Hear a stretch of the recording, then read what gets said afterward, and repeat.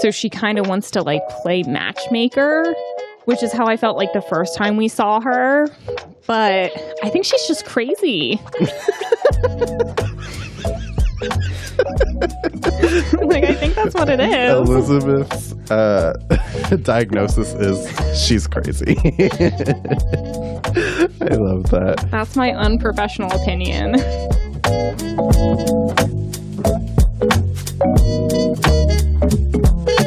Hello and welcome to the Art of Costume Blogcast. I'm Elizabeth Joy Glass. And I'm Spencer Williams. Hey, Elizabeth. Hey, Spencer. How was your week? It was good. Oh my gosh, I feel like I haven't talked to you in forever. It was good. Today's the Oscars. I know. I'm so excited. I forgot about it for a second. Yeah. And then you're here in your lovely suit jacket and you're like, it's the Oscars. I was like, yeah, correct. I dressed up for my Oscars ball that I'm throwing. Your Oscars ball. Fortunately, the guest list is not as full as I would have liked. Oh, you're having Mrs. Russell's problems. We talked about this in our Patreon episode, but who do you think is going to win the Costume Design Award? By the time people listen to this, it would have already passed, but let's just talk about it. Yeah, I just want to talk about it either way. The closer we get to it, the more that I feel like it's going to be Cruella, but I would really like it if Nightmare Alley or if West Side Story won. Oh, interesting. Any of those three I would be happy with, actually. I'm in a different camp. I do think Cruella's going to win for sure, but I really want Dune to win. Oh my gosh, I forgot about Dune. Yeah. Oh, this is not a good year for me choosing a solid winner. Yeah. Nightmare Alley would be my second choice. So I guess we'll see, but those listening already know the answer. So hopefully I'm wrong and it is Dune. I love Cruella, but I just feel like Dune was just so groundbreaking.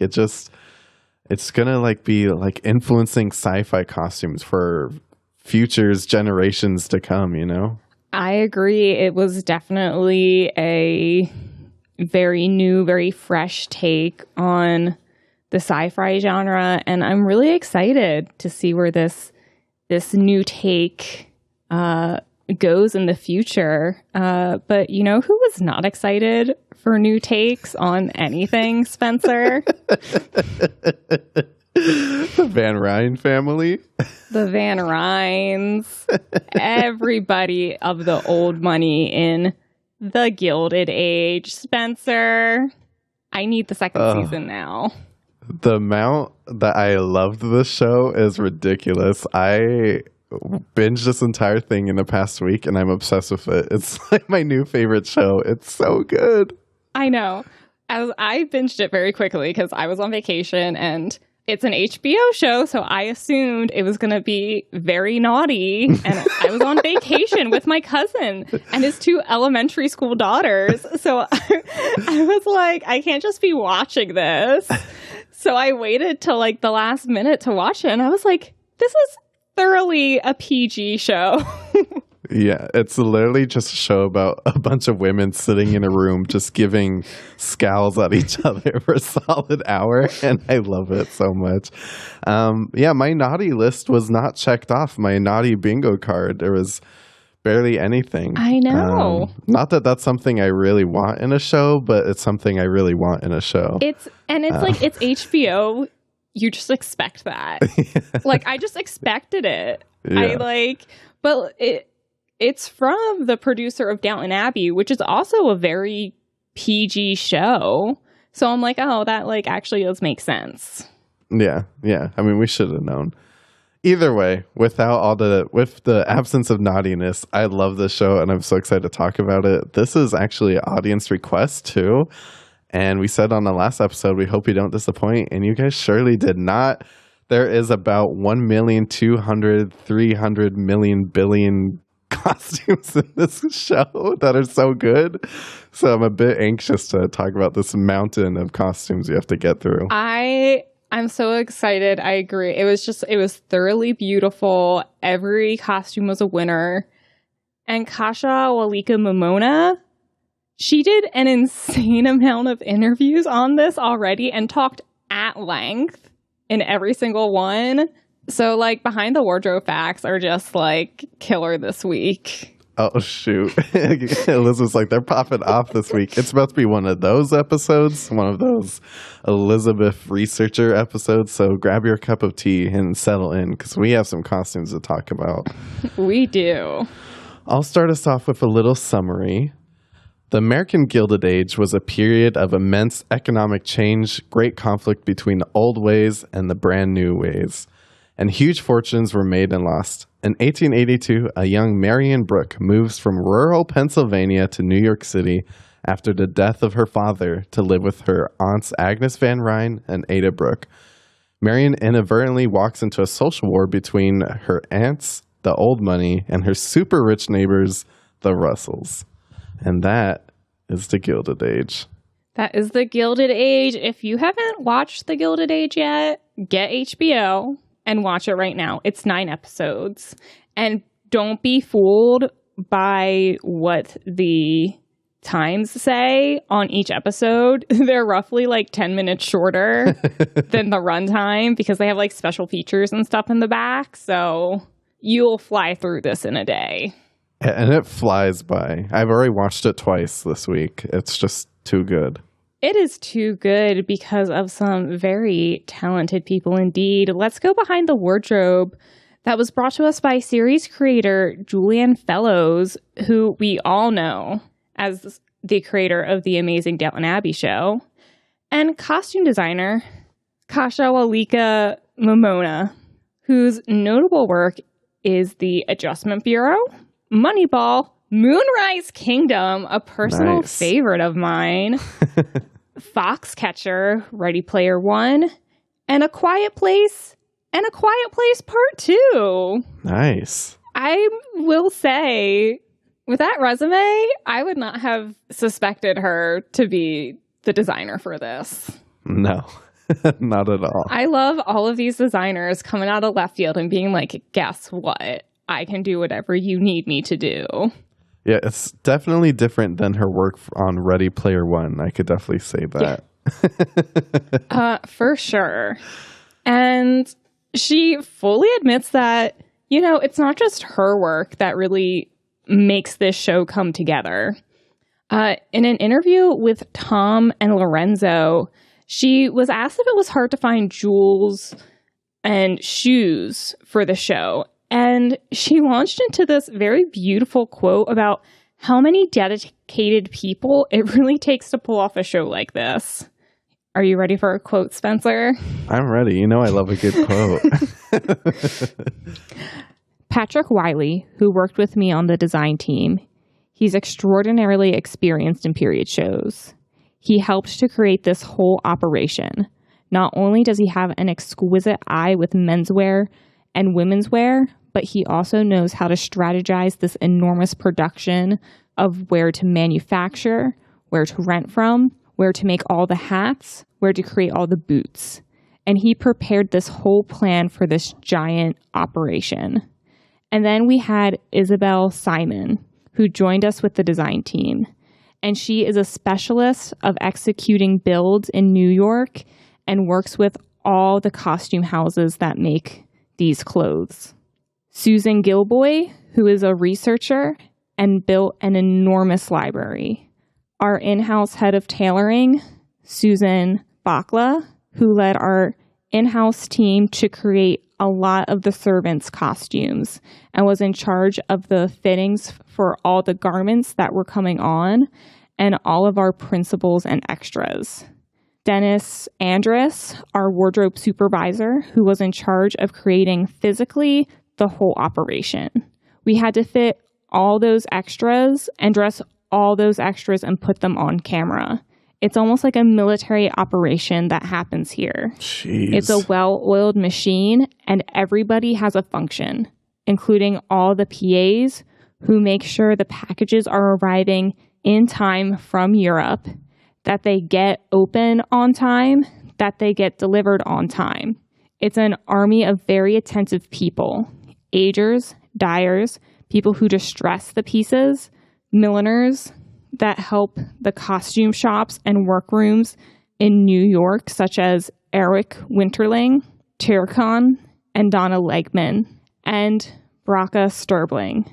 We had phenomenal makers working with us. Wow. I'm exhausted already. And that's our episode, everyone. Thank you for listening. Thank you for listening. And I'm sorry if I mispronounced your name. Names are not my strong suit. But I love that she's just fully like, hey, this is not just me. This is this person and that person and this person and that person, all the PAs. I love how she's just like, everybody is important and deserves credit. Yeah, I mean, Kasia had an army, and a designer is only as good as their team. So, I mean, this show is a strong sentiment to that. Exactly. And that started with a lot of research. And Kasia talked about this to Fashionista. It's very, very deeply searched in an endless amount of historical material. And then it's a bit embellished, as any film material needs to do for the sake of storytelling. So she was like, we were on it. We were looking through everything. In an interview with Fashionista, she really talks about how they studied American fashions of 10 to 15 years before 1882, when the story takes place, and fashion that followed 1882, which was difficult because during the COVID shutdown, a lot of libraries and museums that they would have used to research, go touch clothes from the time period, get a real sense of how everything was constructed, what it looked like, they were all closed. So she was really relying on images on her computer. And she was like, it's not the same as going in and being able to see the books and the pieces in real life. She talked a little bit about how she feels like the colors might be a little bit off from being, truly, truly historically appropriate. But she was like, that's what happens when you can't go look at the pieces. Right. This is also a very interesting time because of developing technologies like the zipper and changes in social structures. The 1880s was a time of very rapid change when it came to fashion. Fashion plates were widely circulated, and the first synthetic dyes are being developed, including arsenic green dresses. Look it up. It's wild. Oh, God. And with designers like Charles Frederick Worth, there's a huge influx of fashion from Paris. So this is just a wild time. And I encourage everybody to go to tomandlorenzo.com because there was a wild interview with her that is extraordinary. And this is one of her quotes from that. How I feel being in that period. I would be so excited to see what's happening on the street. And then when we, with a modern eye, look at that piece, how do you evoke that feeling at the same time? Trying to be truthful to the period. I don't try to revolutionize it. I don't try to disturb the rules of the period, but I was trying to find the excitement of the period. I love that because it translates into that kind of feeling like they almost modernized the wardrobe. And I was like, oh, this feels so influenced by modern fashion. And then she was talking to Fashionista and she said, we recognize elements of the wardrobe because designers in the 30s, 50s, 70s, 90s, and 2000s keep drawing from that period. And I'm like, oh, that's so true. I love that. Also, what she loved with creating this wardrobe is the 1880s. There's such an influx of wealth and money, especially in New York, that ladies really tried to present themselves on the streets and in society in a very extravagant way. They, wanted the latest fashions, wanted to really, show everybody their money and wealth. But that was mostly the new money. The old money was a little bit more reserved. She said in an interview with Variety, I would describe the old money as the effortless presence of very established rules. The new money is trying to be a better version of that society. And because of that, they become maybe bolder. And then they have more courage and more means to try the newest of the new that came from Europe, which was just a breath of fresh air. So I love the dynamic that she really fed into and created. So she talked to Tom and Lorenzo about this. It was a massive job because the period doesn't really exist in rental houses, that 1880s period. No. There haven't been a ton of productions done during that specific time period, although she feels like there's a lot more being done now. Women's Wear Daily said that the costume designer or team of roughly 65 costumers thoroughly researched the era and the time periods before and after to understand the styles of 1882 and create roughly 5,000 costumes for the show's first season. Oh my gosh, that's so many. That's so many. I can't even. It's so many. And something she talks about a lot, and you see a lot in the show, is how much women dress, especially women of means and money, changed at least 3 times a day, if not more, depending on what they were doing. And she said to Tom and Lorenzo, women spent a lot of time on their clothes, and there was an incredible, varied amount of dressmakers.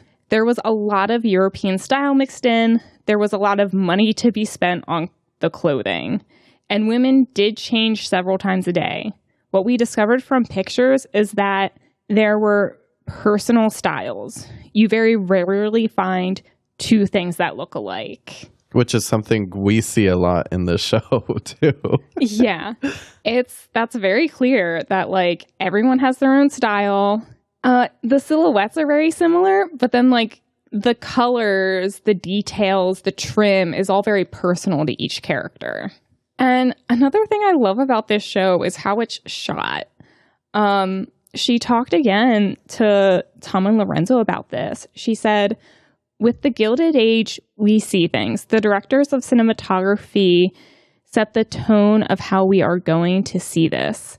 They shoot wide, and it's not easy to shoot wide and portray those worlds. We really see things, left, right. The world is extremely well portrayed from all angles.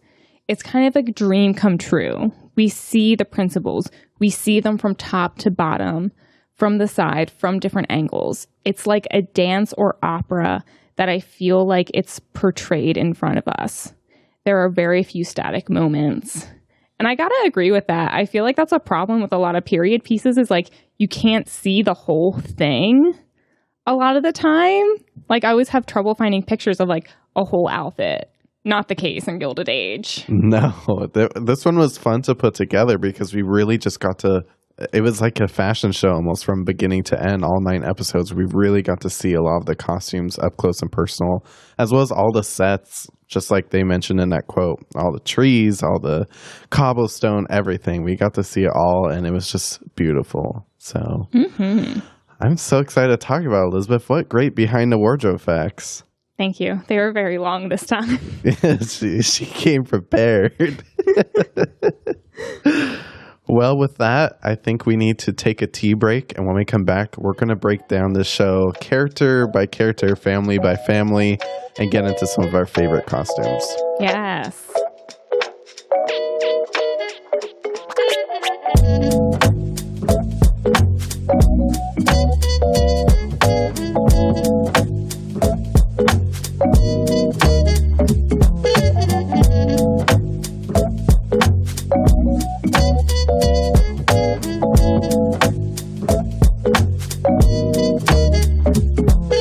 Elizabeth, are you ready to get into the Gilded Age? Because we have a lot of costumes to get through.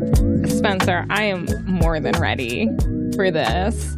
Starting off with Marion Brooke, our sweet, kind of our main character. This is very much an ensemble cast, but it definitely rotates the most around her. She's not my main character, but she's other people's main character. Yeah, she is the main character. But she has quite the journey, starting from her father dying in Pennsylvania, Doylestown. I was weirded out when I heard that because that's not far from where I live. Oh my gosh. You are Marion Brooke. No, please. I wouldn't fall in love with a guy that quickly. Are you kidding me? Oh my gosh, I have lots to say about that guy, but we'll save get it. There. We'll get there. But first, she's very sweet, very innocent. And Kasia talked about this with Tom and Lorenzo about Marion's style. She said, we're trying to design each character. We try to find a vocabulary for each character. And there are roots where they come from. She comes from a small town in Pennsylvania, grew up without a mother. She's a country girl, and yet she has a very clear idea of who she is and what she likes. And I think she has that sort of utilitarian simplicity. At the time, the love of nature, in a sense, the beauty, bringing those two worlds of old money love of classics and seeing what's happening across the road. So she really starts solidly in a kind of old money look to her with lots of blues and floral designs to kind of indicate her innocence. Yeah. I love that the quote said that she was a country girl at heart, because I did kind of see that. Like, she does have a little bit of a country look to her. And it's not until you see her like move to her aunt's house where she starts to really kind of leave that behind. But she starts country as hell at first. Yeah, well, she's like in mourning at first until her aunt's like, you can't be in mourning anymore. Nobody here knew your father, which I was like, ooh, honey. Yeah. Let the girl, if they had let her mourn, she might not have gotten into as much trouble. Right. No, she very quickly adapted. She had some beautiful looks in this show. Yes. Especially, she had a lot of blue, a lot of white. And it's just something about blue and white just really says, like, she's the sweet, gentle main character that, like, really is not problematic. I mean, every once in a while she does something where I'm like, Marion. But she's basically just like a perfect little angel. She is. And I would say she's a perfect little angel. She's very much like her father's daughter, who... he was apparently quite the revolutionary, it sounds like. She has a very, in terms of the show, modern view of right and wrong and where people's place in society should be. And she's not afraid to say that, and I love that about her.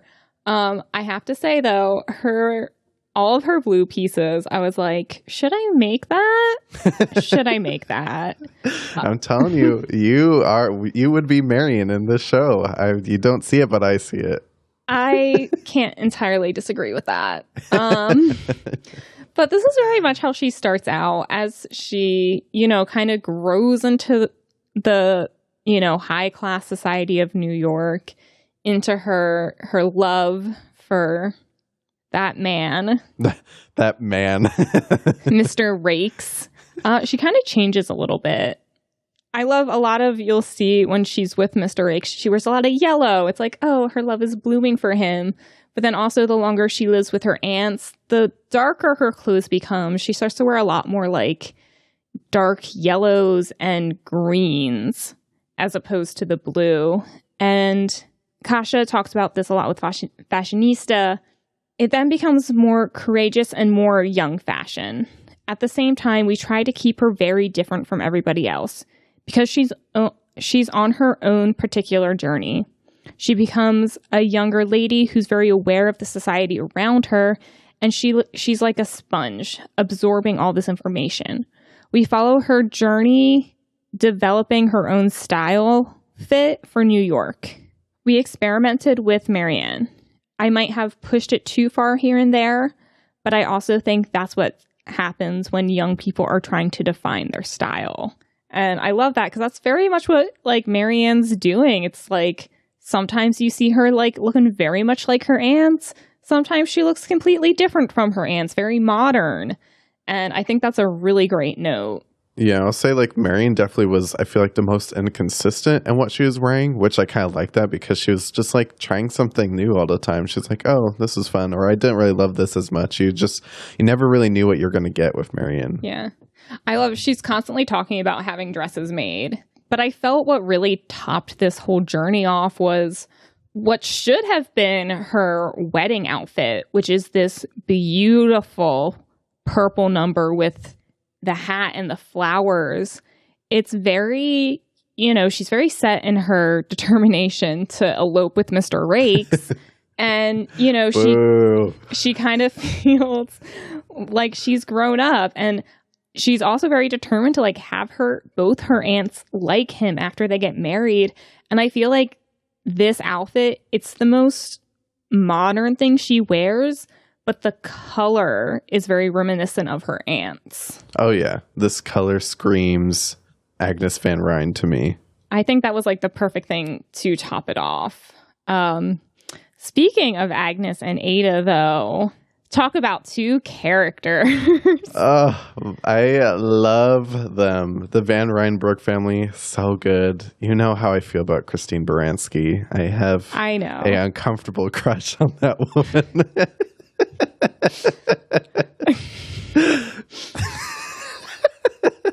Elizabeth, the woman was too stunned to speak. I was going to say something and then I decided not to. Anyways, yeah, these two actresses, Cynthia Nixon and Christine Baranski, they kill it in these roles. It's not something that I really saw Cynthia in, and she kills it. She does kill it. Okay, so I feel bad because she is far too defined by her character on Sex and the City. Yeah. She is so much better than that. Right. Because I saw her in some... She was also in Ratched with Sarah Paulson, and she killed that too. I've yet to watch it, but I really want to. But I saw her in some mini-series like years and years and years ago, and it was medieval, I believe. And she killed it. She was like this like nasty, like just nasty woman who was like trying to like destroy everybody's lives to make her life better. But she's so much better and more talented than her Sex and the City character would suggest. And Martha May Whovier over here, she really just like, she was born for this role. She was. I saw her and I was like, yes! I was like, this is going to be good. She's my favorite character. I'm not even going to lie. I saw that coming. I'm not going to lie. I saw that coming. But Kasia talks about the two of them in Fashionista. She says, I always said, you need to feel like you're walking through the grandest room of the Metropolitan Museum of Art with their costumes. You're equally in all of that world as we are in all of the world of Bertha. There's no value in which one is better. They're just slightly different. We know that Aydah would have the oranges, browns, and greens as somebody who's like a librarian and missionary on a journey to discover charities and be part of society. So she's like, yes, they're supposed to look like museum pieces, which they do. And Aydah, oh my gosh. Yeah, let's start with Aunt Aydah. I love her character and I love her costumes because they're also very fun. And to me, like, Aunt Aydah is like kind of like the wacky cool aunt, you know, who you could like tell things and like, don't tell Aunt Agnes. Like, and that's really represented in her characters because she wears some like kind of kooky colors. I mean, like this red and mustard or like a orange. She'll throw in a blue. Like, she's just, you never really know what you're going to get out of her. You just know it's going to be like really fun. You never know. And what I love about like her looks is they kind of like, they put her in the background a little bit. They don't stand out as much. And that's very true to like her being a unmarried woman at her age during that time. It's not that you weren't expected to stay out of society, but you were expected to not participate quite as much as the married women. So she's still there. She's still determined to be useful to society, but she's not trying to make herself stand out. Right. She lets everyone else kind of do that part. She likes to kind of hang back at home too, do some fun things, you know. I love her because she plays the part she's expected to play, but then at the end when she's talking to her sister, and her sister's like, how do you know these pearls? And she's like, I'm not an idiot. Like, I have to sit here and listen to you all day, every day. I know what's going on here. She's like, I read books. I pay attention. Just because I've been single my entire life does not mean I'm ignorant. Okay, let's talk about Agnes Van Ryne. I'm very excited to talk about her. I loved her. So good. She plays this character so well because you want to like low-key hate her sometimes. You're like, oh, she's so mean. But she's not mean. She's just like, she knows the game and she's right. Like, dare I say, she was very right about Marion's little wedding adventure. She said that dude was just an adventurer, and what happened. So he was an adventurer. Right. And I love her costumes to me because like they're very kind of dark and very museum-y, like we said, but they kind of like have these like jewel colors. It's like emerald green and like a dark purple and a ruby red and a sapphire blue. Like it gives very like jewelry to me. Yeah, and she really does see herself as like a queen of society, and she's my queen. Yeah. Clearly. She talks about how long her family's been here, and like her husband's family came over on the Mayflower and they fought in the Revolution. And it kind of took me a while to see this because she does talk about like, oh, like our family's involvement in the Revolution, or like all these historical things. Her outfit is very like late 1700s inspired. With it definitely has a little bit extra period to it compared to everyone else's. Like you would never see her wearing something that like Mrs. Russell's wearing. Yeah. You know? Oh, absolutely not. But like with the 3/4 length sleeves and like the higher like stand-up collars, it's like very, very reminiscent of the past. And I was like, that's such a cool little like note that like she's not just old school. She's like almost ancient. She is the old school. She is the old school. Which, dare I say, is not a problem, but in society it is. But I love her for it. But she proves that like she has not completely cut herself off from the modern world. Like she gives Peggy that job. Like she's more than willing to accept new people, but not quite the way she should. Yeah. She's so funny too. Like all of her one-liners literally kill me. I was dying laughing every time. There's like one line where they're in a carriage together, the three of them, and like Marion says something about hiring pest control. and Agnes literally is like, that's not a bad idea. Like just like the way she says things, I'm like, she's an icon, she's a legend. She is. And like I love how she's like, I am never wrong about these things. And that reminded me, I have this Downton Abbey mug. Oh, I am never wrong. So I was like, this is the mug I'm drinking my tea out of today. I'm actually drinking my mug out of this mug that one of my very good friends got for me. Wow, how generous of them. They know you so well. Elizabeth got me this Fellowship of the Ring mug. It's very beautiful. Anyways. I'm glad you're using it. It's very cool. But yeah, just Agnes Van Ryne, just such a gem. We'll have to talk about her some more later. But first, let's talk into her really annoying son. I do not like Oscar Van Ryne. He gives me the ick, as the kids say. He does give me the ick a little bit. Blake Ritson plays Oscar Van Ryne. And I'm just like, he's kind of like an innocently icky character. like he cannot live the life he wants to. You want to like him. You want to like him. He just makes it so you're like, but I can't. Like he wants to live in a world where he can just be with his man and like live freely, but he's very aware that he can't. And he's trying to trap this poor young girl.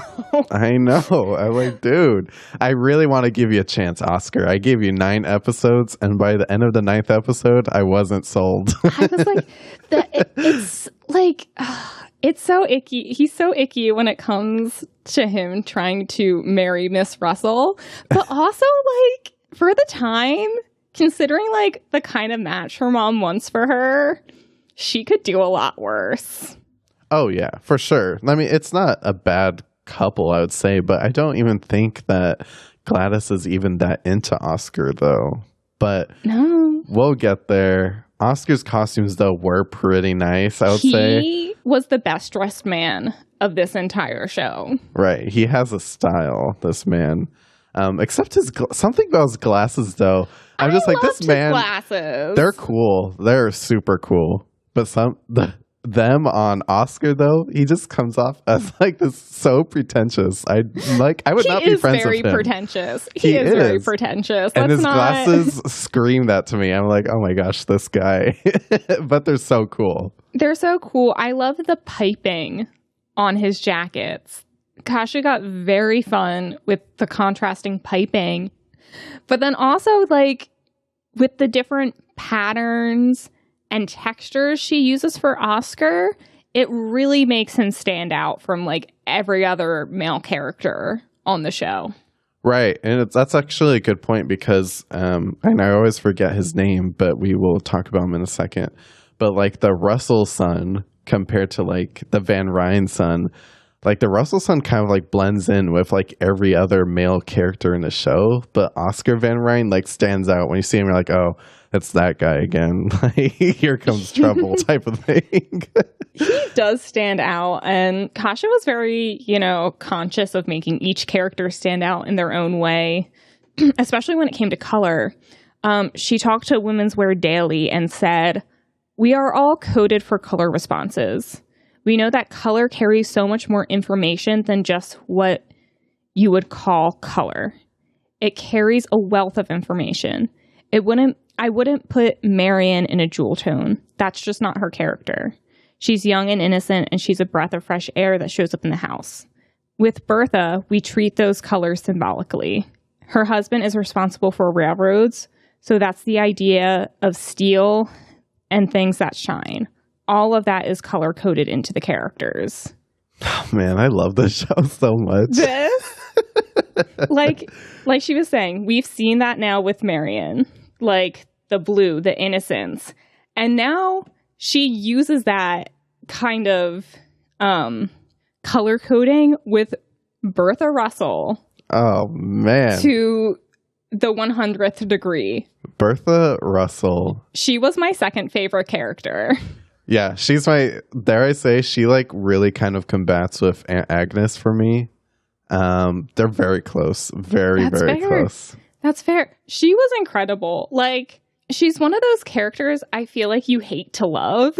Like, she is always justified in like how she's mad with people, but also I'm like, did you take that a little too far? I don't know. I kind of liked it. That's why I love her. She takes everything too far. And I would have been one of those people like at the Red Cross meeting who would have voted for her, like stood up and been like, yes, Queen, I love you. Like, I would have been such a groupie. Like, she's just so cool. Oh, yes. Carrie Coon. Incredible. Amazing. Incredible. Loved her. I also love in the first episode, she's appears in this very modern, very geometric, light blue dress the first time.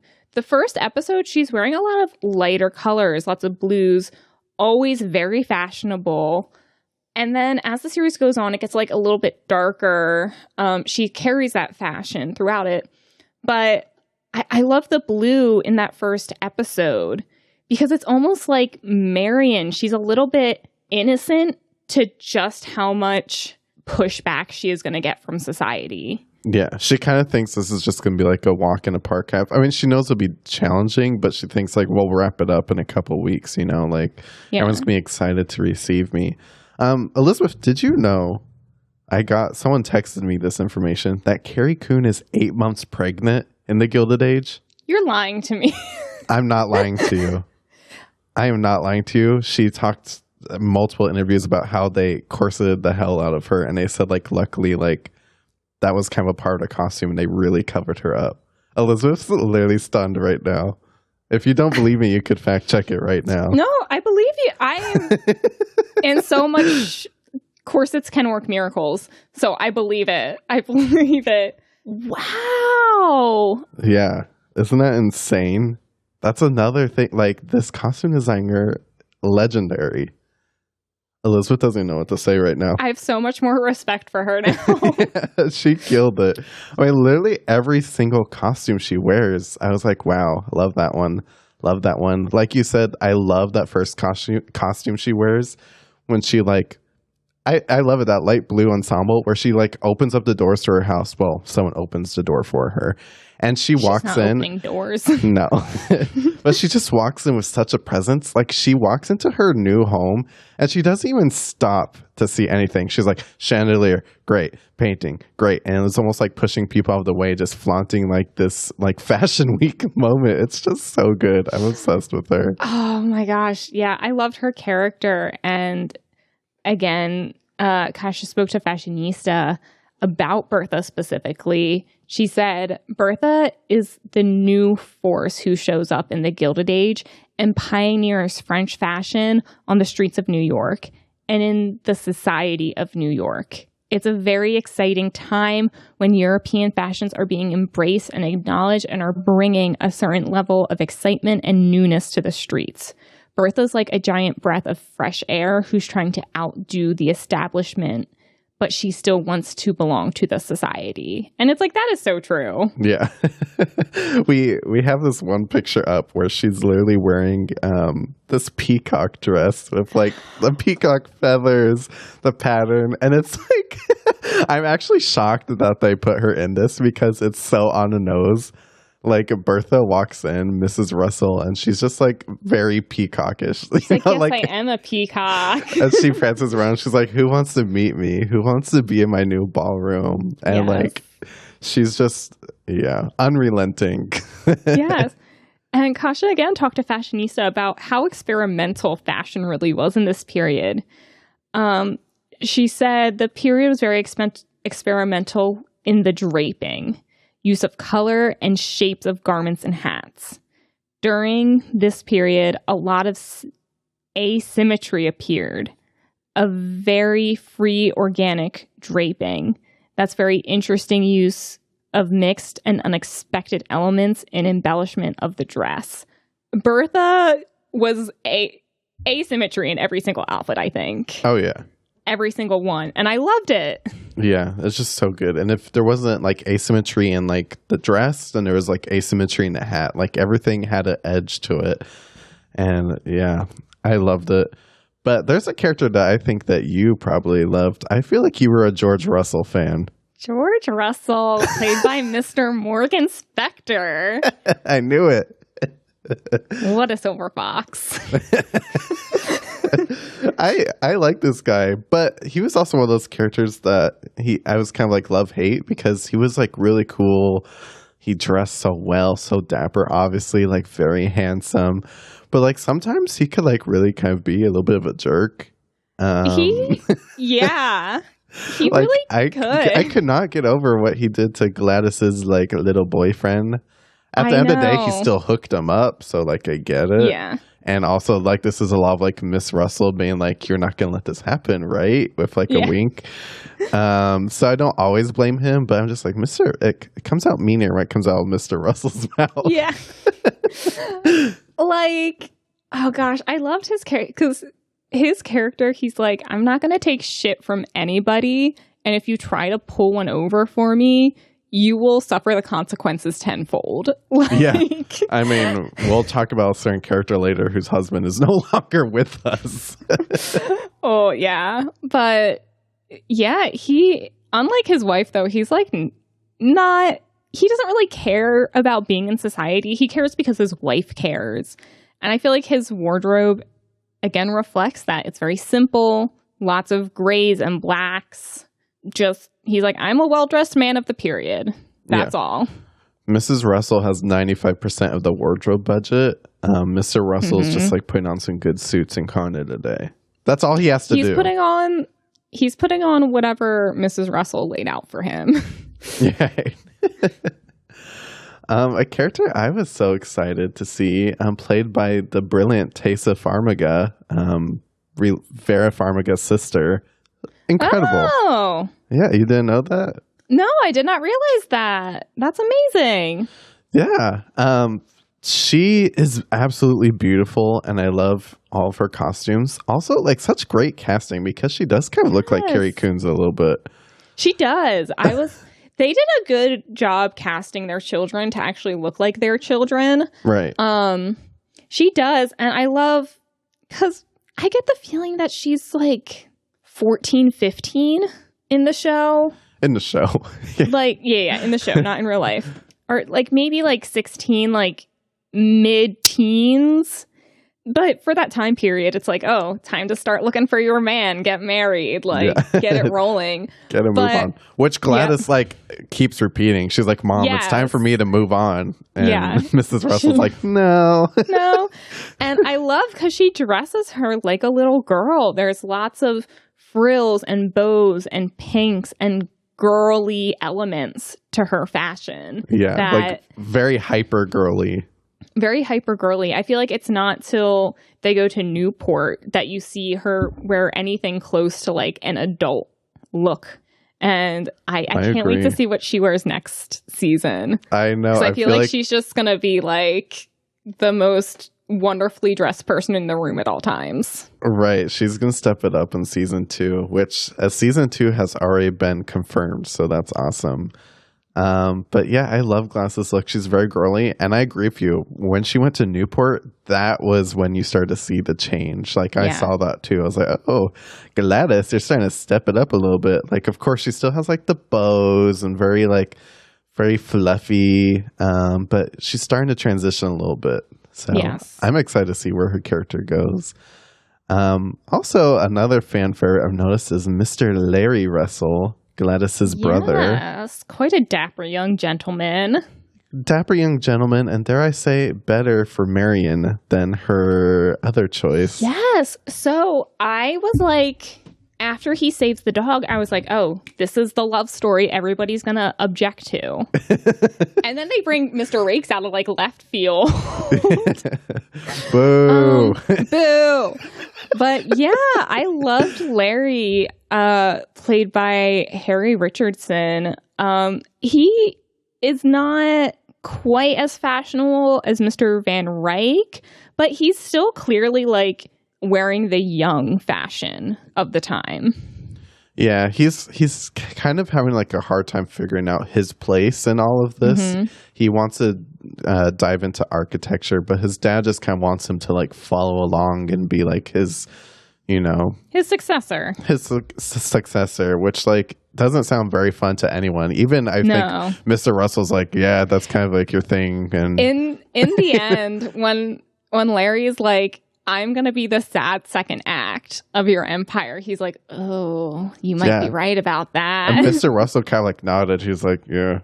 I was like, oh, Dad. He's like, oh, yeah, if you're not into it. This is a painful dad conversation.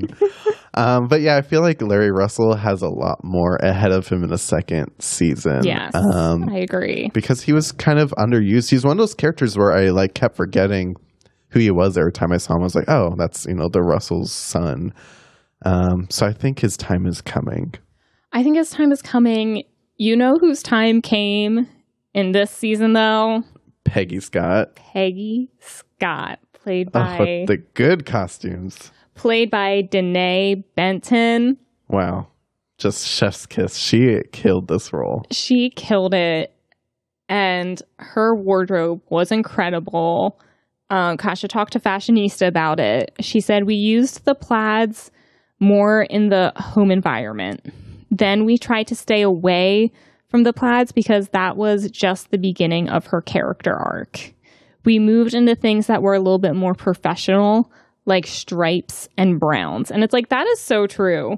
Because Peggy has a lot of plaid dresses, but you mostly see them when she's at the Van Ryne's home.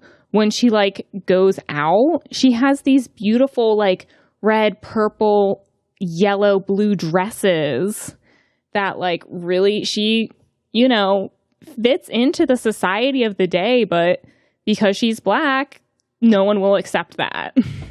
Right. She has to like really be on top of her game at all times. And like all those jewel tone professional dresses she would wear, like she made her spot in all these events, like covering the Red Cross or the Edison lighting. Like people would see her and be like, oh, that's like that young journalist who's like actually stepping up and like doing a great job. And like that's someone you have to know, even if she's not being accepted into society at this moment. But like she's carving out a place for herself. And it was so fun watching her. It was. And the bombshell about her son at the end of the season, I was like, oh my gosh, like what is in store for this character? I also loved her family. It was very important to Kasia to like represent like the Black high class that was just coming into their own in New York, still very much separate in Brooklyn. Very tucked away. Very tucked away. Even Marion doesn't realize, you know, Black people at the time could have that sort of money. Marion put her whole foot in her mouth during that episode. I was so embarrassed for her. She did. Marion, this is so embarrassing right now. I would leave. I would have been like, oh, I was on my way to drop this at a charity and thought I'd just pop in to say happy birthday. Yeah, she brought like these like, what, they were like some dirty boots. And I was like, Marion, like what? Yeah. Peggy was like, huh? Like, what are you doing? So typical of the time period. But I really love them, and she represents them extremely well. Yeah, there were some really great costumes. I was having a hard time understanding what happened to Peggy's child. I got kind of lost in it a little bit, but I think I figured it out by the end. Sounds like her son is actually alive, and her dad knows that, and he's been keeping that a secret. I don't know. Her dad just kind of sucks. Her dad's a kind of terrible person. Like, he destroyed her marriage. Yeah. And stole her son, basically, because he didn't like her choice of husband. Oh, woof. Well, let's take a little break. We still have a lot more characters to get through, so let's grab some more tea and we'll be back. I do need to go get more tea.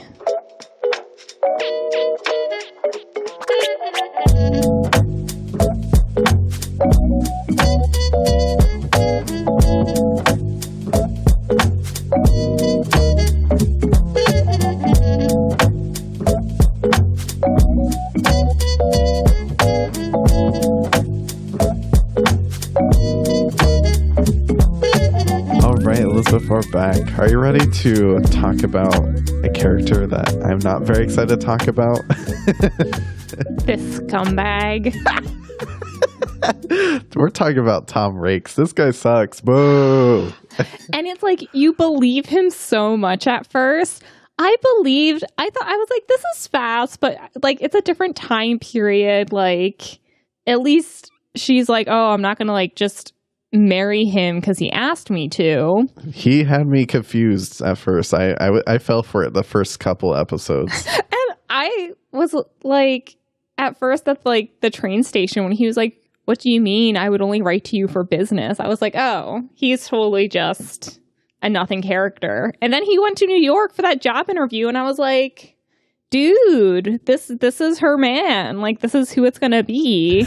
I was like, they're gonna get married, and the second season's gonna be all about how, like, you know, trying to get Aunt Agnes to accept him. Did he disappoint, or did he disappoint? He disappointed, and I was frustrated the whole time. I kind of started to get a weird feeling about it, like halfway through. Just like, I don't know, something about this wasn't sitting right with me. And then when we kept seeing him at like the opera with like this other girl, and I was just like, I don't know, like it just feels a little close to me. Mm-hmm. He went to the Edison thing, even though Marion wasn't invited, just like little things like that. I was like, it's not adding up. And then when Agnes was kind of like saying like, oh, I see this guy for what he is. Also, to me, like if Mr. Rakes would have been like, hey, let's like go have a sit down conversation with Aunt Agnes and Aunt Aydah, I would have like been like, okay, like he's actually in it. But he never did that. He was just always like, no. It is what it is, and that's what kept giving me the red flag. Was like, why doesn't he just talk to them? And I'm like, the thing that gave me the red flag was that he would never like talk about himself or ask her like, oh, like what's your background?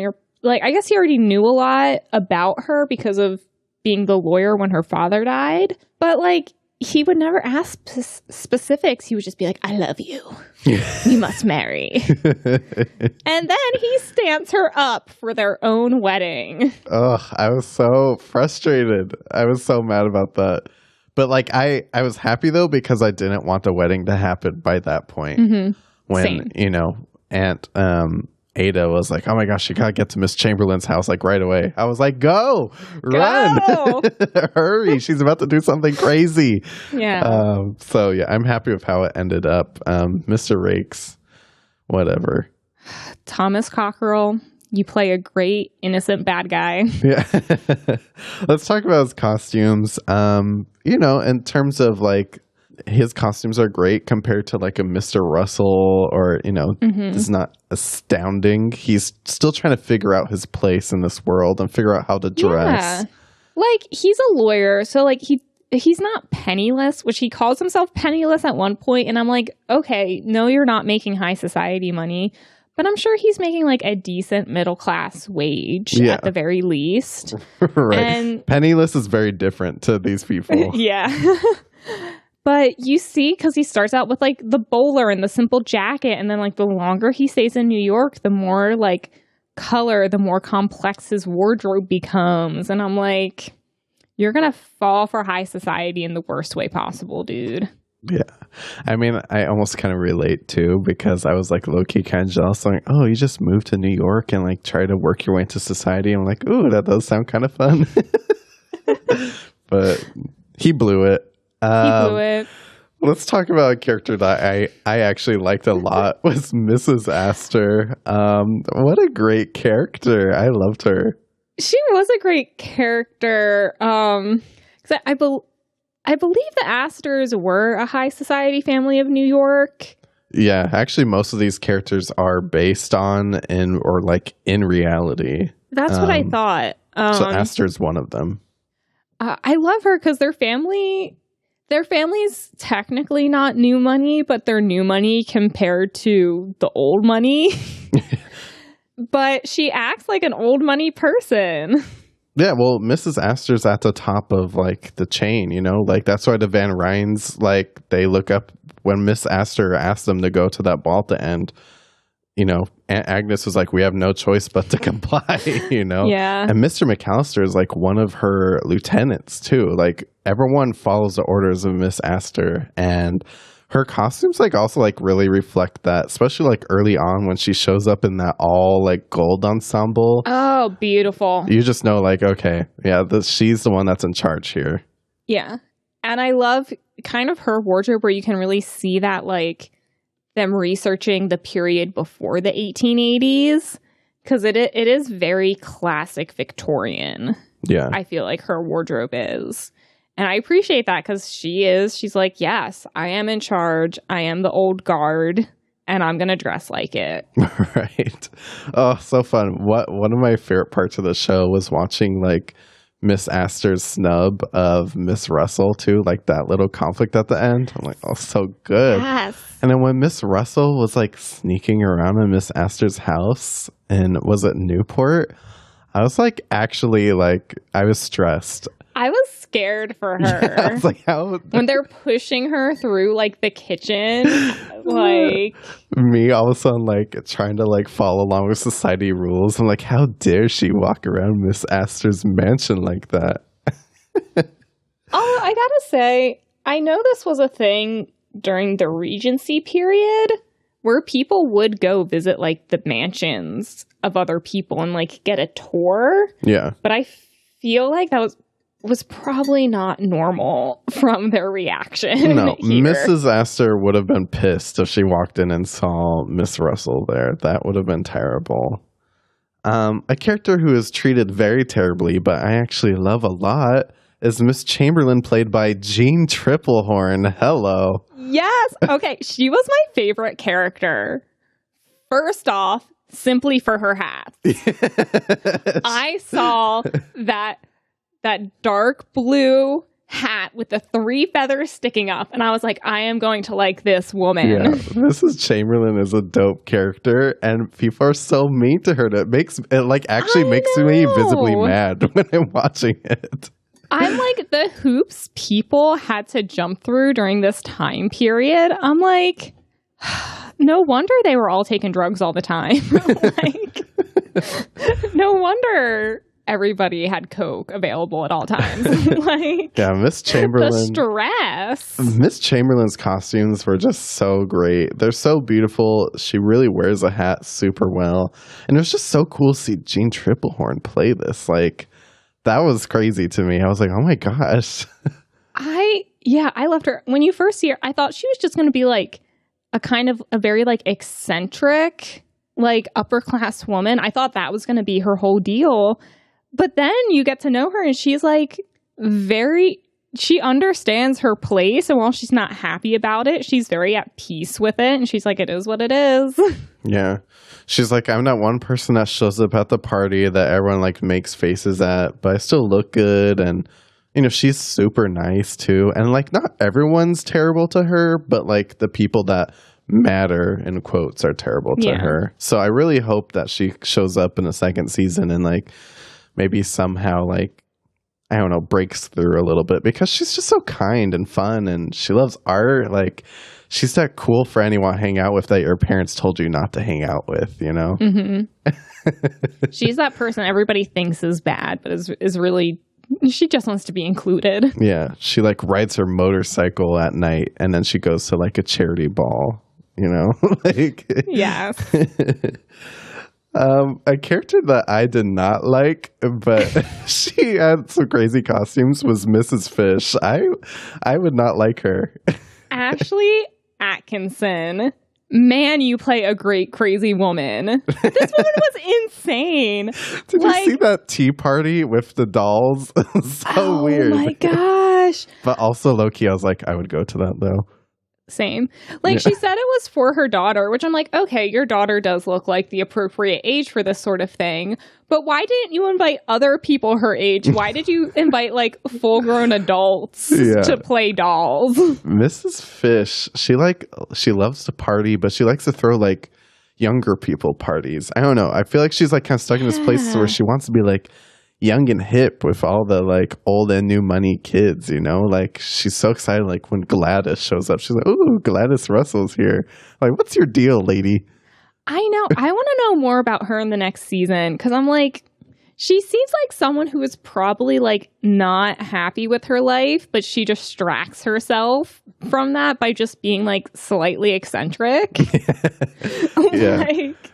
I feel like that's what she does. I also feel like she kind of wants to be on like Mrs. Astor's level of like having influence, but knows she can't trump her. Yeah, I kind of got that vibe too. She's trying to be at Astor level, but like, I don't know, she's like that eccentric lady who loves like throwing parties in Newport. Yeah, until that like tea party with the dolls, I thought, because like you said, she does entertain a lot of younger people, and I thought she was going to be like that like older society wife who never had any kids, so she kind of wants to like play matchmaker, which is how I felt like the first time we saw her.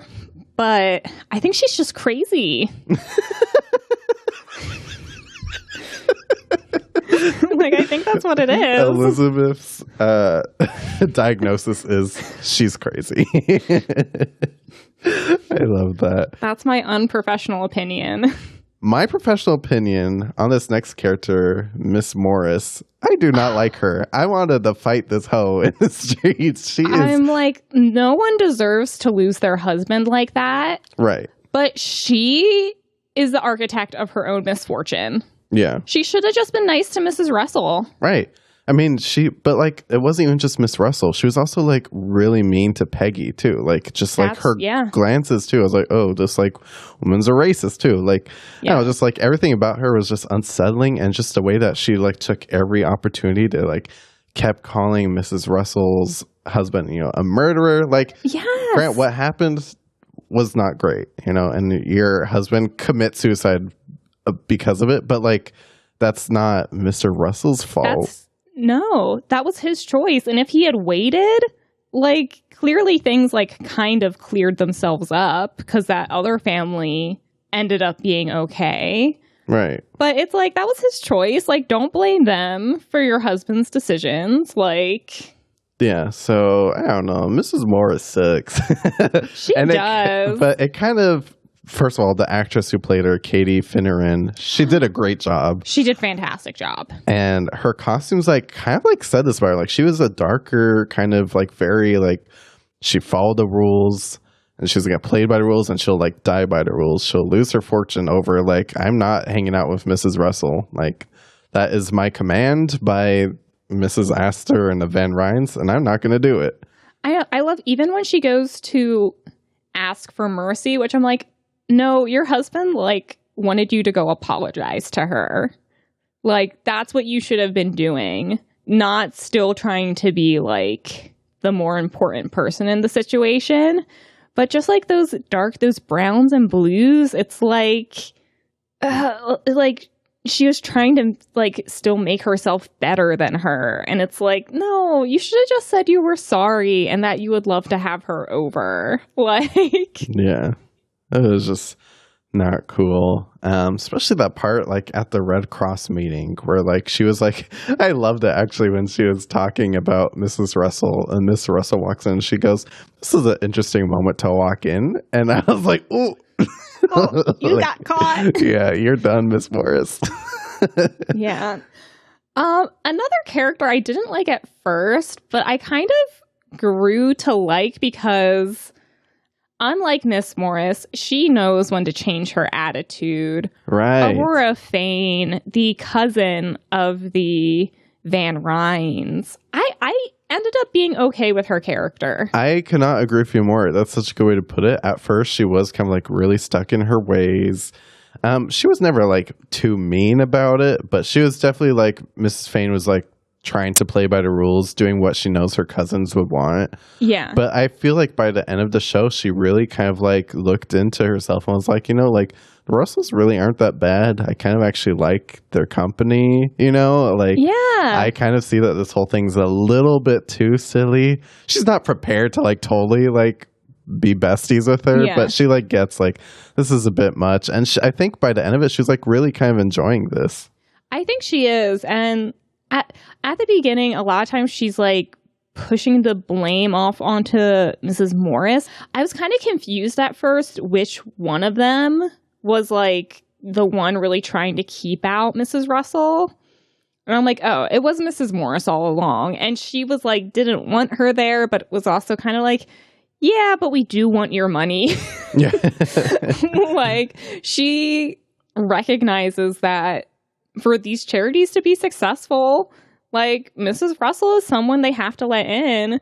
And I love when her husband's just like, let her in. She's like, or we're going to lose everything. And she's like, you're right. Yeah. She was like, do you want to be broke? Because if yes, then keep doing what you're doing. Yeah. Yeah, and her costumes were like always really beautiful too. She just like, she really showed out with a lot of color by the end of it too. It felt like she just like moved into like a better place in society for herself that was more comfortable. She really does want the best for everyone. Like I really appreciate the way that like she was like really like looking out for Peggy too and looking out for Marion. Yeah. Like she always was trying to look out for the best for everyone, even if she had to like do a lot of self-reflection to get there. I feel like she was somebody who really just wants to do the right thing. And part of that is like, oh, I have to follow the rules. And like during this, she kind of realized like, oh, the rules aren't good. Yeah. The rules kind of suck sometimes. Yeah. I think that was kind of like her like, ugh, I know what the right thing is to do, but I got to follow these rules. And by the end, she was like, oh, I can just do the right thing and not worry about the rules. And she went through this conflict like all the way till like the very last few minutes of the episode when she had to go to Miss Chamberlain's house. You could tell she's like, oh, God. Yeah. Like, please don't make me. And she goes and like, I feel like Miss Fane saw like, oh, Miss Chamberlain actually is not a bad lady. She's actually just here like being kind and, you know, sweet to these people. And then also she saw Miss Chamberlain be like, hey, Marion, actually, I think Mr. Reichs kind of sucks. And Miss Fane was like, oh, so she's not completely crazy, you know? No, I did love how at the end she was like, I am here for Marion. Like, I'm going to make sure like she's okay. Right. I got to say, though, her costume from episode 3, the tan silk satin number That was one of my favorite costumes of the show. Oh, wow. Because it was at a moment when they were about to lose everything. And she definitely like rolled back her wardrobe, unlike all the other women, to like, I felt like it represented how much she understood the predicament they were in, and then went from there to change her ways. Yeah, she readjusted, which the Morrises did not do. And I feel like that's like such a good compare and contrast moment. I just loved her. We sound like such nerds talking about this show. Like, what are we doing? But I'm loving every second of it. I love it too. And you know who I also loved? Ward Mcallister, played by Nathan Lane, who I love this actor, but I cannot tell you what else he has been in. Oh my gosh. I saw him pop up and I was like, oh, it's that guy. Love him. Birdcage, hello, where he was actually married to Christine Baranski in that movie. It was like the perfect reunion. It's Nathan Lane. You know Nathan Lane. I know Nathan Lane. I know I've seen him all over the place and I love him every time. I just can't tell you what he's been in. We'll have a conversation after. We'll go through his IMDb later. And I'm sure if I pulled up his IMDb, I'd be like, oh, I love that and that and that. But he's one of those character actors that like you don't think about until he pops up in something and you're like, you're great. I loved Ward Mcallister. He was actually like so funny, and I just like, this is kind of what I aspire to be in life. He's just like this gossipy, high energy dude who shows up and loves to drink and just kind of stirred a pot a little bit, you know? He does. He sees Miss Russell and he knows that hanging out with her is not what he's supposed to be doing, because he is like very close with Miss Astor.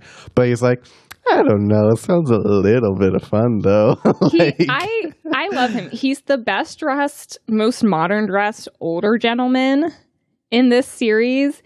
And he's definitely just like, I am here to enjoy my life, no matter what anybody else says. Yes, I'm going to keep Mrs. Astor happy, but I want to see inside that big old house the Russells have been building. Right. He's here to stir up some drama, and I love it. He's so fun. That accent that Nathan Lane had to put on, it's just, all of it, it's just so good. It was wonderful. Yeah, his costumes, though, were so great. I loved specifically what like he wore to episode 8 when they go to Newport. It was just, I've never really thought of Newport as like, Newport has like such a fashion look. Like I've never put it together, but like when you say like Newport fashion now, like in my head, I like know what that looks like now. And Nathan Lane's character, Ward Mcallister, like really pulls it together. Yeah. I love like that like tan kind of hat with the like blues, just like everything is great. I do love how yeah, we kind of have this now. It's resort fashion. But back then it was so much more like, yes, this is my beach vacation wardrobe. I love a beach vacation wardrobe. It was clearly nothing they wore in New York they were going to wear there. They just weren't. It wasn't appropriate. Right. He did it so well. Oof. So next up, Elizabeth, I think we should just take a little dip into all the servants, because the servants had so many great, interesting costumes on its own. Starting with, let's just talk about the Van Ryne servants and the Russell servants. Yeah. Kasia actually talks about this a lot with Tom and Lorenzo. She said, for Bertha's household, very few households created uniforms for the servants, but they were one of the few who did. And we ran with the idea of that for Bertha's house. The rest of the houses, like the Brooks house, would a lot of the time give the servants fabrics for Christmas presents, and then they would make their own garments. So they were more or less given similar fabrics because they came from the same person, and they would create their own dresses. That's the idea we used for the servants in the Brooks house. Which, that's very, I feel like this kind of perfectly represents the, difference between, the old money and the new money. The old money is, they're gonna save money where they can. They're like, oh, here's your Christmas gift. Make yourself some clothes. Yeah. Ooh. And then the new money is like, we want you to look exactly the way we want you to, so we're gonna make you these fancy uniforms. Come in them. Yeah. I feel like I'd rather work in the Russell house, but also it's definitely a lot more high energy. And I do appreciate that the Brooks house, they get a lot of time to like sit down and have dinner together and just kind of like talk about their lives. So I don't know. I liked the Brookses' household. I felt like they were like a little family, because I'm sure when Mr. Van Ryne was still alive, when her son was younger, she probably had a larger staff. There were probably more of them. She's like, it's just me now. I don't need a ton of people around me all the time.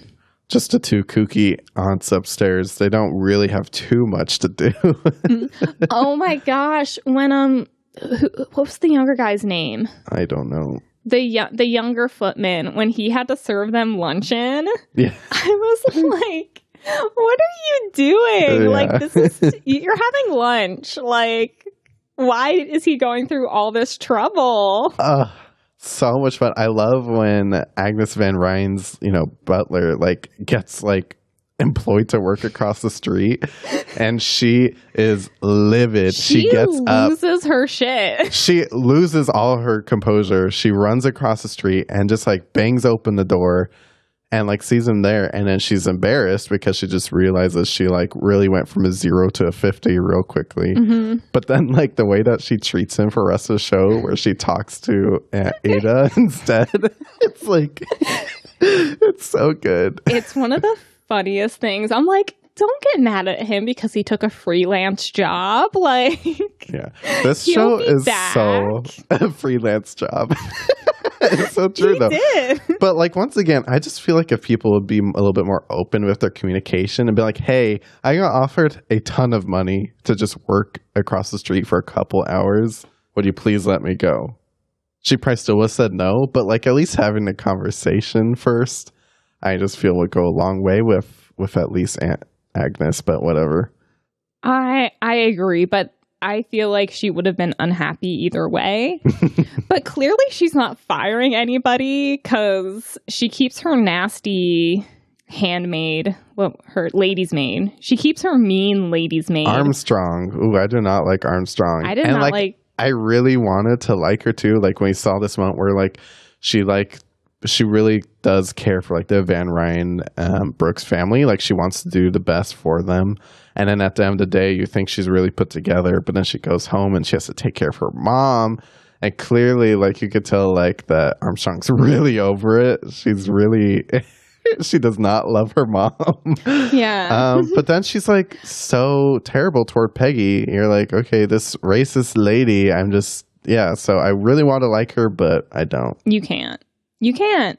But I love what Kasia says to Tom and Lorenzo about the servants. She said, even though we are telling the story of the rich, it's crucially important to present the world of the working class with equal due respect, as we represent all other principles in the very wealthy world.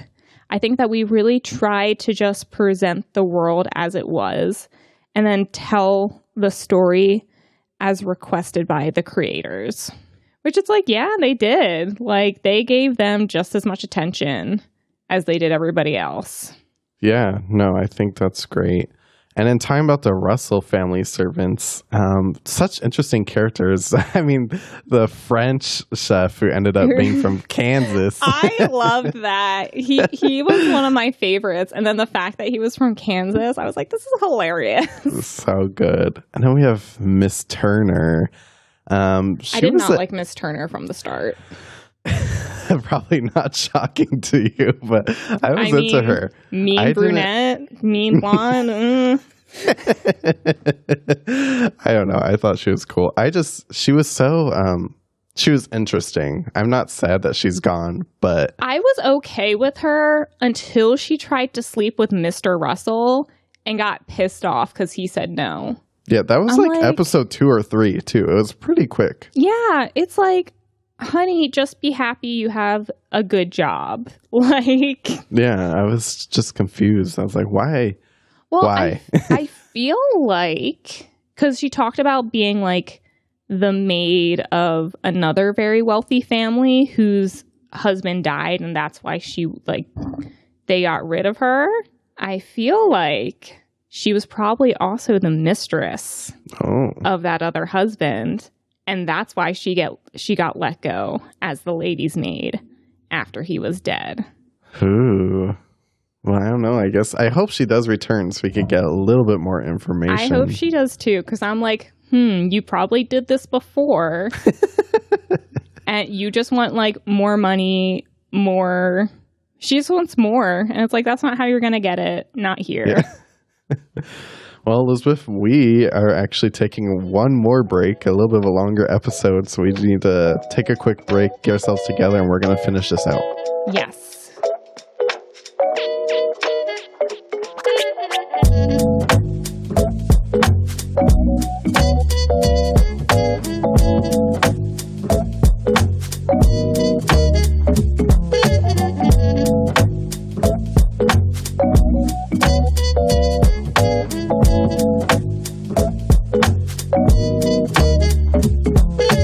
Elizabeth, are you ready for a ball? Spencer, we need a ball. We haven't had a ball in a while. It's been a while, and I'm ready. Miss Russell is finally out in society, and everyone looks their best at Mrs. Astor's request. It's so good. Everyone looks so great. I love seeing Mrs. Russell and Miss Astor together.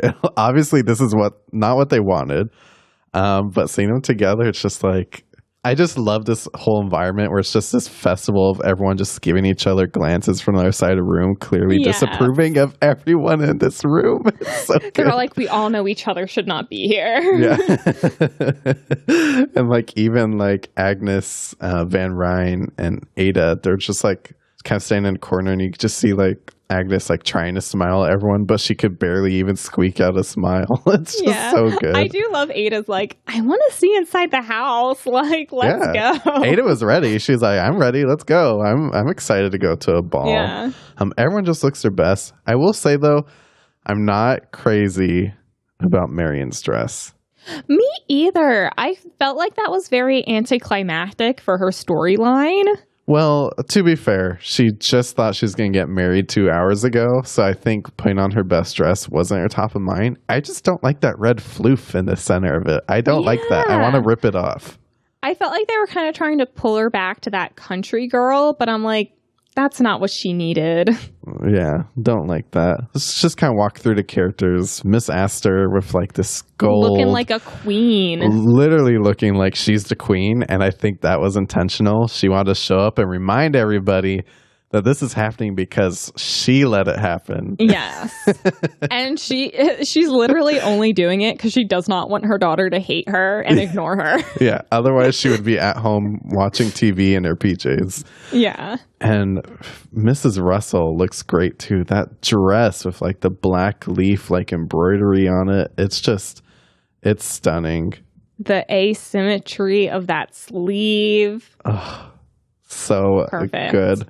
But what I was really looking forward to was seeing Aunt Agnes like step out. What would she look like? Because she's mostly stayed at home the entire season. I don't think we see her outside that house, with the exception of her storming over to the Russells. Yeah. We don't see her outside that house till this moment. And she's just like together as the sisters. They look very beautiful. They like each have their own style. Aunt Agnes is wearing like her signature purple. I'm pretty sure purple's her color. She definitely leans on purple a lot, and it looks great on her. Aidah's in her like orangey yellow, looking just amazing and adorable. Like she's having the time of her life right now.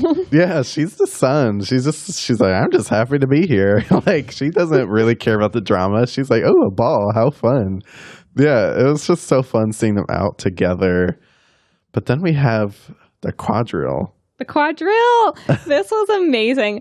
I knew they were going to have costumes. I was not expecting this, like, Marie Antoinette with the wigs and the pannier skirts. Yeah. It was amazing. It was so beautiful. And Gladys looked stunning with like that white wig and the makeup, everything. I was like, okay, Gladys, like she's really stepping out. This is her coming out, as we would say. Yeah. I loved also when she's leaving after the quadro, when she's leaving to change, and Mr. Van Ryne's like, let's have a dance right now. And she's like, sir, I need to change. You can wait. Oh my God, that part made me so mad because at first I feel like she was like, okay, I guess I should dance with him. And then she's like, no, I'm not dancing with you until I change. And I was like, Mr. Van Ryne, can you please piss off and go stand over there and wait your turn? Like, oh, he made me mad. That's when I was officially done with him as a character. That exact moment, I was like, ugh, I don't like this guy. I'm so scared for her. I'm scared she's going to be trapped by him because by the end of the episode, they're kind of cozy. I know. Oh, it makes me so mad. Yeah, just the costumes in this ball was worth the wait. This entire finale was great. Honestly, there's so many costumes in so many episodes that we want to talk about, but I don't think we even have enough time. So maybe we're going to have to do like a little Patreon moment where we just really dive into each of these episodes. But that sounds like a great idea. But yeah, this was stunning, brilliant, well-researched. I cannot say enough good things about this series. And for a TV series just about the lives of rich people in 1880s New York, it's fascinating. You're like on the edge of your seat the whole time. Right. The concept really is nothing special. But it turned out it's one of my favorite shows I've watched in a long time. And This has been one of my favorite podcast episodes. Like, I just really enjoyed preparing for this episode. Moderately family friendly, so if you have little ones, like, you can pop this on and not worry too much. Right. It was like the complete opposite of, I was expecting like a Bridgerton vibe, you know, like lots of horniness and zero horniness. Zero. Which I don't know how I feel about that, but it's okay. It's over now. I'm okay with it. I'm just like, oh, okay. Just some good old family fun, watching people give each other smirks and talk underneath their breath, and, you know, just a lot of passive aggressiveness, and I love it. People be rude in the most polite way possible. Right. Well, Elizabeth, I think it's time for our favorite game. Are you ready? I'm ready. Hit the music. Daniel. The one costume to rule them all. Okay, so my favorite costume to rule them all. This was actually a hard one considering there was 5,000 plus costumes. Yeah.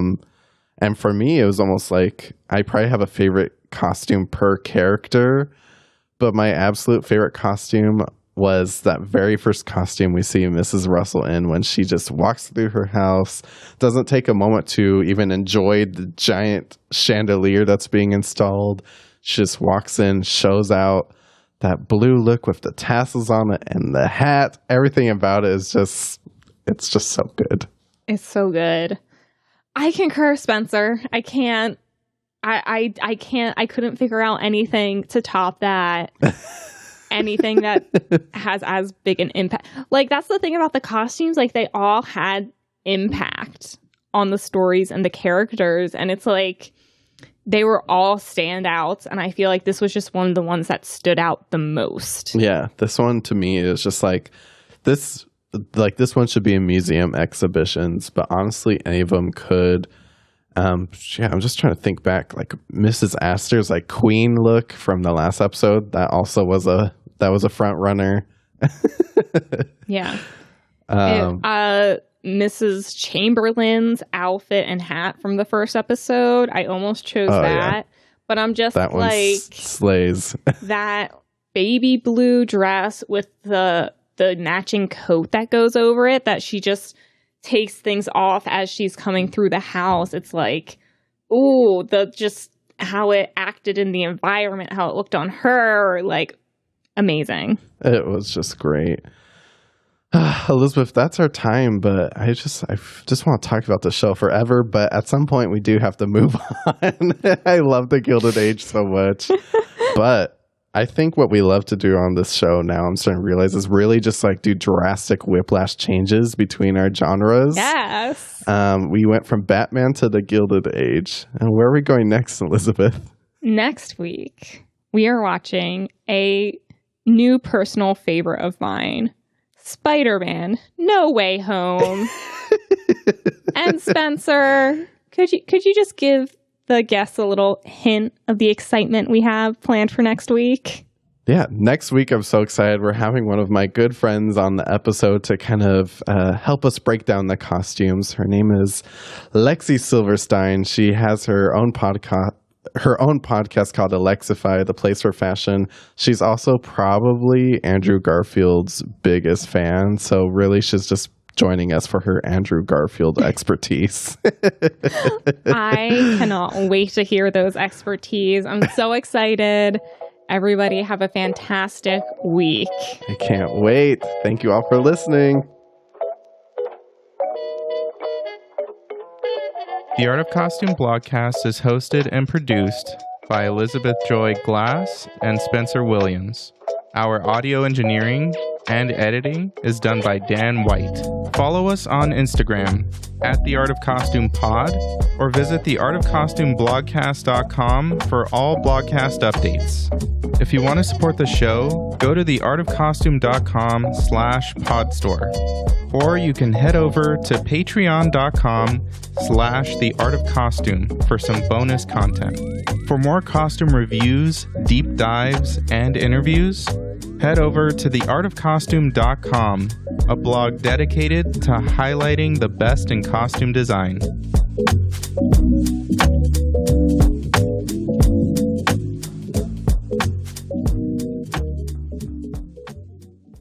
And 3, 2, 1, snap. I wonder if Daniel could hear it with my new pop filter. He's I'm so sure aggressively convinced me to buy. I'm sure it helps. It helps immensely. What Daniel says goes, Spencer. That's the one thing we know about this podcast. Yeah. Whatever. He's probably already using this for the bloopers. I'm going to stop talking because I know Daniel.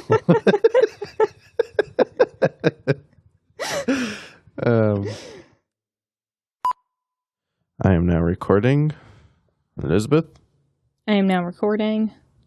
3, 2, 1, snap. Oh, I actually got a good snap that time. Yeah, you did. I feel like I didn't. I'm having such a hard time with my new pop filter. Oh no. Someone having trouble with their pop filter. I'm really struggling. Daniel really threw me off my game this week. Oh no. I'm sure he's going to feel real bad for you.